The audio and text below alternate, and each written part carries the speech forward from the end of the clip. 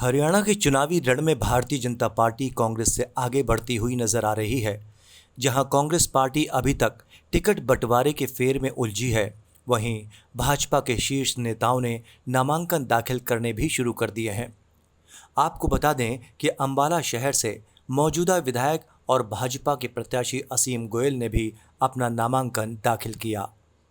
असीम गोयल का नामांकन दाखिल करवाने के लिए खुद हरियाणा के मुख्यमंत्री अंबाला शहर पहुंचे, जहां असीम गोयल के नामांकन कार्यक्रम में शामिल होने के लिए हजारों कार्यकर्ताओं का हुजूम उमड़ पड़ा। अंबाला शहर पहुंचे मुख्यमंत्री नायब सिंह सैनी का असीम गोयल ने पगड़ी पहनाकर, पार्षदों ने तलवार भेंट कर और भाजपा के अन्य नेताओं ने पुष्पगुच्छ भेंट कर सीएम का गर्मजोशी के साथ स्वागत किया। भारी तादाद में उमड़े जनसमूह को संबोधित करते हुए सीएम ने एक के बाद एक कर पूर्व की हुड्डा सरकार पर कई तंज कसे, जिसके बाद मुख्यमंत्री और हजारों की तादाद में उमड़ा जनसमूह असीम गोयल का नामांकन दाखिल करवाने के लिए एसडीएम कार्यालय के लिए रवाना हुआ। इस मौके पर मीडिया से बात करते हुए मुख्यमंत्री ने कहा कि अंबाला के विकास को नई गति देने का जो काम असीम गोयल ने शुरू किया, उसे और रफ्तार देने के लिए असीम गोयल ने नामांकन दाखिल किया है। सीएम ने कहा कि उन्हें पूर्ण विश्वास है कि अंबाला की जनता आगामी 5 अक्टूबर को असीम गोयल को भारी मतों से विजयी बनाएगी। जी को मैं आज नामांकन दाखिल किया है। मैं इनको बहुत बहुत बधाई और शुभकामनाएं देता हूं। असीम गोयल जी ने अंबाला के विकास में एक नई दिशा देने का काम पिछले 10 वर्षों में किया है। आज भी अंबाला के लोगों का आशीर्वाद लेने के लिए और अंबाला के लोगों का आशीर्वाद मिले, आज नामांकन असीम गोयल जी ने दाखिल किया है। मेरा परम सौभाग्य है कि जिस भूमि के ऊपर मैंने लंबे समय तक काम किया है, आज उस भूमि के ऊपर मैंने अंबाला के लोगों को ये अपील भी किया है कि आप अपने बेटे भाई को यहाँ से भरपूर आशीर्वाद दें। और 4 की 4 अंबाला जिला की, जब मैं जिला अध्यक्ष था, यहाँ से मैंने 4 विधानसभाएं जीती थी।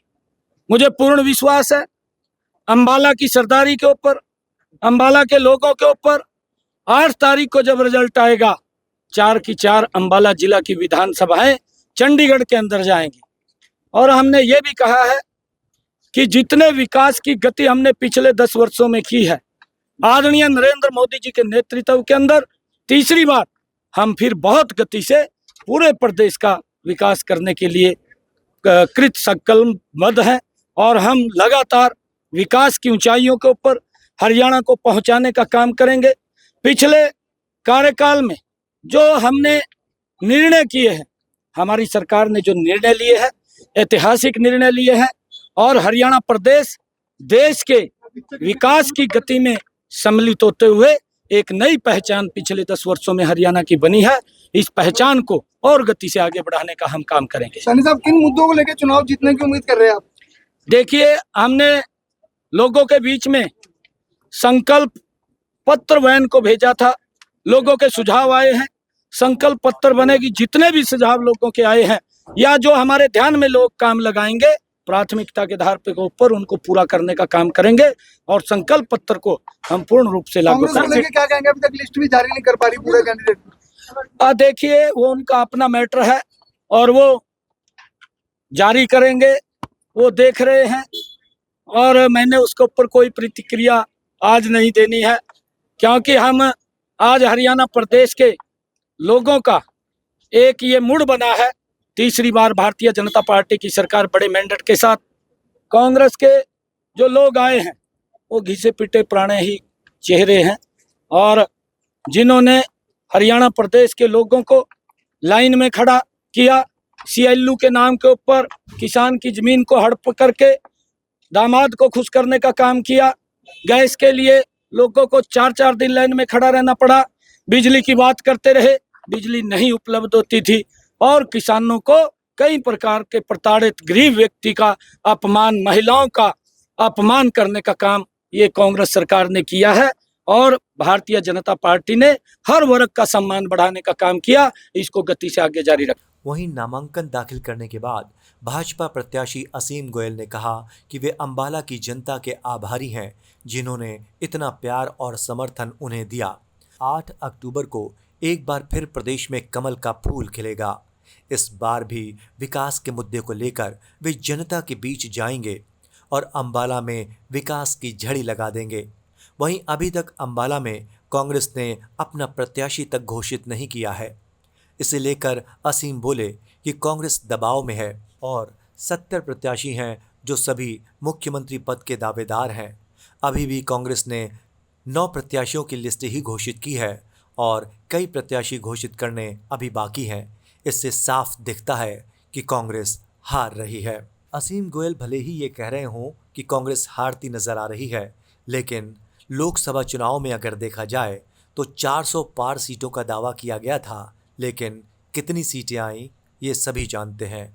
वहीं उत्तर प्रदेश में 80 सीटों का दावा किया था, लेकिन कितनी सीटें भाजपा को मिली हर कोई जानता है। इसलिए हरियाणा में जीत के प्रति आश्वस्त दिख रहे असीम गोयल का ये दावा कितना सही साबित होता है, ये तो आने वाला कल ही बताएगा।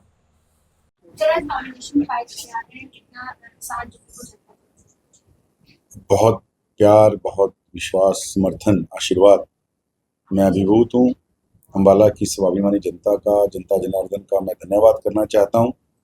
और पार्टी का जो विश्वास पार्टी हाईकमान ने, माननीय मुख्यमंत्री जी ने, माननीय प्रदेश अध्यक्ष जी ने, राष्ट्रीय अध्यक्ष जी ने मेरे ऊपर किया है, और कार्यकर्ताओं का संघर्ष, कार्यकर्ताओं की मेहनत और अंबाला की स्वाभिमानी जनता का आशीर्वाद, निश्चित रूप से तीसरी बार कमल का फूल इस अंबाला शहर विधानसभा से खिलने जा रहा है। और हम तीसरी बार लगातार नायब जी के नेतृत्व के अंदर हरियाणा में सरकार बनाने जा रहे हैं। 8 अक्टूबर को जो रिजल्ट आएगा, हरियाणा में तीसरी बार नायब जी का सरकार के नाते और अंबाला शहर विधानसभा के नाते हम आगे कमल का फूल खिलाने जा रहे हैं। देखिए, एक तो हमारा जो अंबाला शहर के अंदर विकास, जो 100 प्रोजेक्ट लगभग ऐसे हैं, तो जब से अंबाला बना है, जब से इन प्रोजेक्टों के ऊपर किसी ने ध्यान नहीं दिया गया, लगभग ऐसे 100 बड़े प्रोजेक्ट पूरी विधानसभा के अंदर। विकास का मुद्दा है, स्थिरता का मुद्दा है, डबल इंजन की सरकार का मुद्दा है, एक पारदर्शी शासन, एक स्थिर ठोस सरकार, एक ईमानदारी और पोर्टल वाली ऐसी सरकार, ट्रांसपेरेंसी के नाते नौकरियां, कोई पर्ची खर्ची नहीं। और जिस प्रकार से मैं मानता हूं कि एक भाईचारे के नाते इन 10 सालों के अंदर पूरे हरियाणा और अंबाला के अंदर जो काम हुए हैं, कोई थानों की राजनीति नहीं, कोई पर्चों के केस, जिस प्रकार से अंबाला ने पहले एक बुरा दौर देखा है कि एक वेंडेटा पॉलिटिक्स के नाते, बदले की राजनीति के नाते लोगों ने अपने अपने एजेंडे को आगे बढ़ाया। और वैसे ही कुछ लोग दूसरी पार्टी से अब तैयारी भी कर रहे हैं लड़ने की, लेकिन हमने 10 साल से बड़े भाईचारे के साथ यहाँ के माहौल को आगे बढ़ाया। और हरियाणा 35 सालों से लगातार केंद्र के साथ चलता आया है, इसलिए आज हरियाणा अपने पड़ोसी राज्यों से आगे है। चाहे पंजाब की बात लें, चाहे हिमाचल की बात लें, चाहे दिल्ली की भी बात लें, हरियाणा इन सबसे इसीलिए आगे है कि जो केंद्र के अंदर सरकार होती है, हरियाणा उसी के साथ चलता है। हरियाणा समझता है डबल इंजन की सरकार ही विकास को गति दे सकती है। आज आपने कॉन्स्टिट्यूशन फाइल कर दिया है, लेकिन कांग्रेस अभी तक अपने प्रत्याशी को बेवकूफ घोषित नहीं कर पाई। देखिए, मैं मानता हूं कि कांग्रेस दबाव के अंदर है, और जैसा हम कहते थे, इन्होंने नारा दिया इस बार 70 पार, तो 70 ही प्रत्याशी इनके मुख्यमंत्री के हैं, और दबाव के अंदर ये अपना प्रत्याशी अपनी लिस्टों को लगातार घोषित नहीं कर पा रहे। पहले केवल सीटिंग गेटिंग के नाते वही जो विधायक हैं उनको ही, और कल एक छोटी 9 लोगों की लिस्ट आना, यानी अभी भी कांग्रेस 59 प्रत्याशियों के ऊपर, गठबंधन के ऊपर कोई फैसला नहीं कर पाई। इनका इंटरनल मैटर है, पर साफ साफ देखा जा सकता है कांग्रेस दबाव।